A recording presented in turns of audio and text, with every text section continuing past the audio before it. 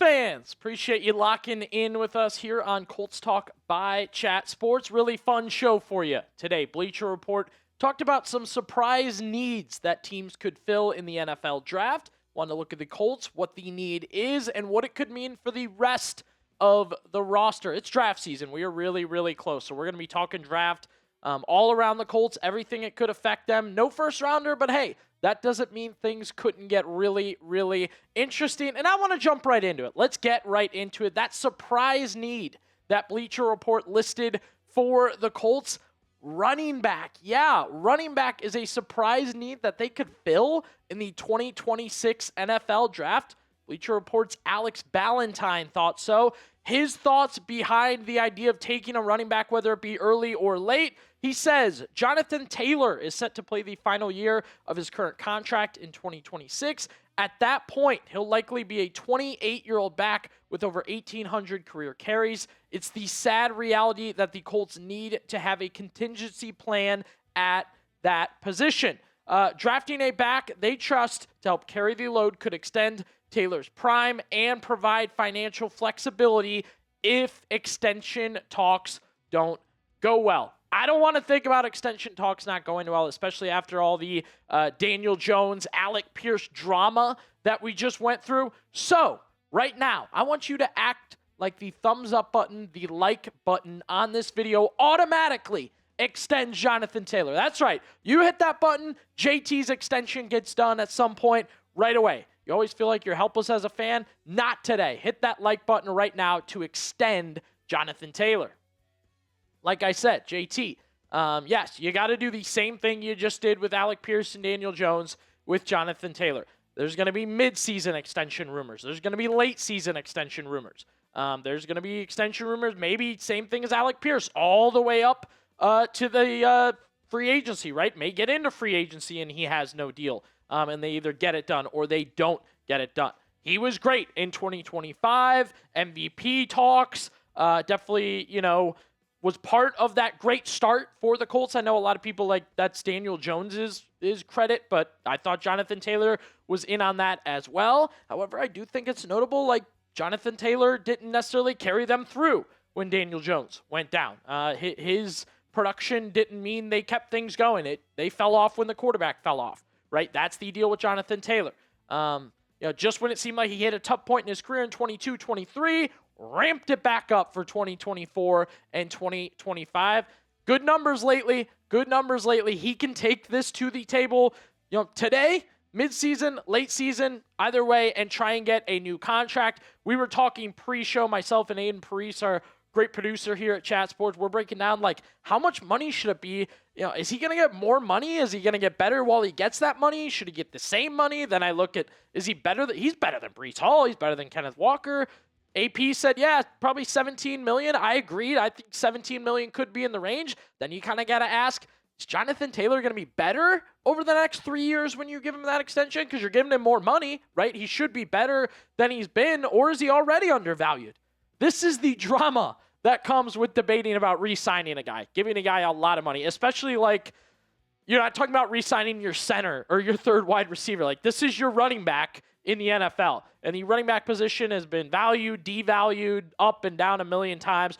But Jonathan Taylor can do a lot for your team. I think it's notable, like I said, I thought in that 22-23 range, I thought he was done. I thought he was cooked. I thought he had fallen off. Similar to Alvin Kamara, bounced right back. Showed his value once again, earned that contract right again. Now he's back in extension talks. But that's something the Colts can take to the table. Hey, you weren't good in these 2 years, but you were good in these 2 years. Let's find something in the middle.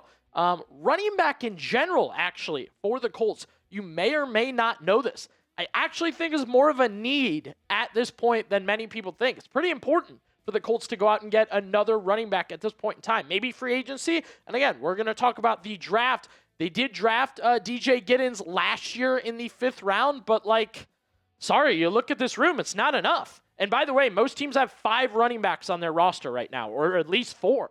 Colts currently have 3, and I would argue 1 that can play real football for you. Clearly, DJ Giddens has not done enough for the Colts in his rookie season to prove he needs more. I don't know if Bentley's making the team.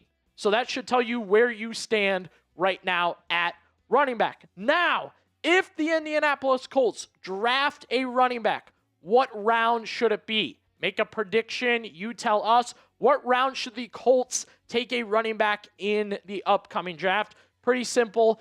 Answer it down below because they do have options in this 2026 NFL draft. Bleacher Report gave us some names to run through to talk about, and I'll give you a heads up. We're going to talk about the later rounds. And I define the later rounds as 4, 5, 6, 7, right? 1, 2, 3. Those are the early rounds. Colts only have 2 and 3. 4, 5, 6, 7. Yes, there are running backs to consider, running backs to talk about. The first, Emmett Johnson from Nebraska. Spoiler, this is the most exciting of the group, in my opinion. This is the guy they really could and should target. I was talking with Tom Downey, one of our more draft fluent expert guys here at Chat Sports. He said 4th round's where you got to get him. Not going to go past the 4th.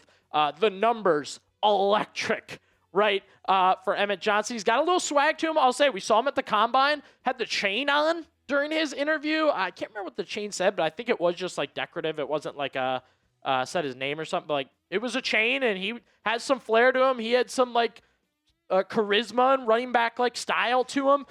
Over 1,400 yards on 251 carries. Ladies and gentlemen, that is very, very good, especially when Dylan Raiola is your quarterback, right? Meaning most of the year you're going to try and throw it or lean on Dylan Raiola. Also, please note, 46 catches for 370 yards. Pretty good there. Total touchdowns, good. A couple receiving touchdowns. I mean, the numbers, we talk all the time about with draft prospects, the numbers don't pop, but you like the athleticism, the size.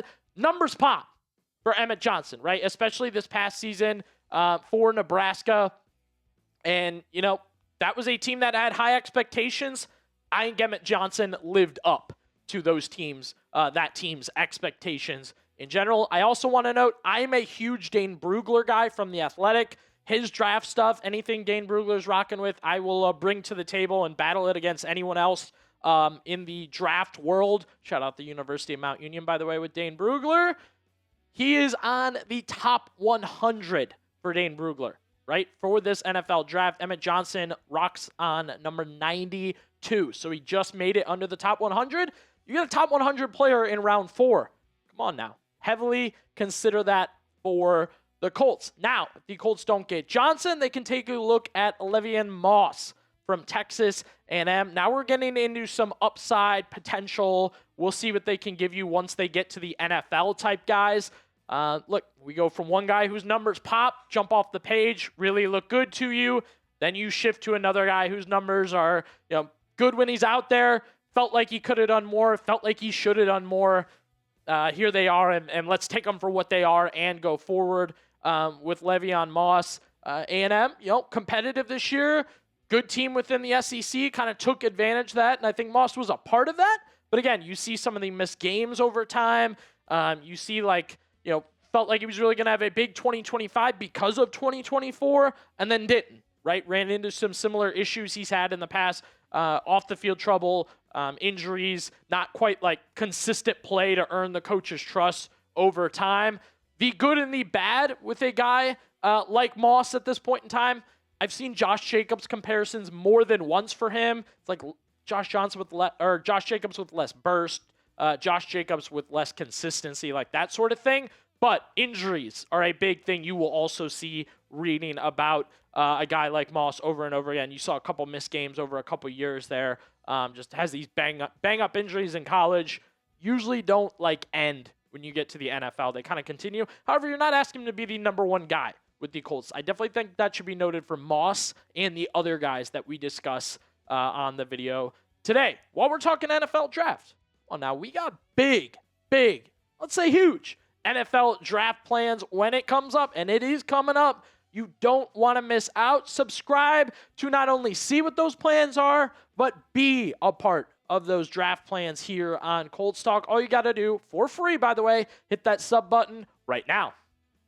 The final name listed by Bleacher Report as a late round, again, 4, 5, 6, 7 draft running back option for the Colts. Kaelon Black of Indiana, national champ, right? That's definitely something right away that pops for you. 1,000-yard rusher, very impressive, and it's kind of like double impressive because he's part of a 1-2 punch which we'll get into more in just a second. I loved his numbers. I loved his fit with Indiana. I love his story. Yes, he is one of the James Madison to Indiana guys, right? So the Signetti, got all my guys and brought them with me to Indiana. Kaelon Black is one of those guys, which I give those guys credit because it means they leveled up. It means they stepped up. It means they rose to the challenge. A huge 2025 for Kaelon Black. I mean, the numbers jumped off the page. And again, he was not the only running back for Indiana. He and Roman Hemby, I wouldn't say split carries, but they were the 1-2 punch, the Lions had in their two running backs, I guess, there with Gibbs and Montgomery. It's the same thing for Black and Hemby, situational, different players. I love the fact that Kaelon Black already was a part of a 1-2 punch because make him a 1-2 punch with Jonathan Taylor, right? Find a way to lean him into that, and then eventually, Bleacher Report said, or you hate to hear it, but if JT leaves, the extension doesn't get done, fine. Black steps up, more carries, more so on and so forth. I think that idea could really, really stick. This is just the latest with the NFL draft talk around the Indianapolis Colts, and I love the energy from Colts fans right now. You guys have been great about, some fans would really not have a first-round pick and just lose interest. You guys have doubled down on your interest in the second, third, fourth, draft trades, draft stock, all that. I love it. Congrats to you guys for having good energy. Be sure to subscribe because we will have more draft stuff here on Colts Talk.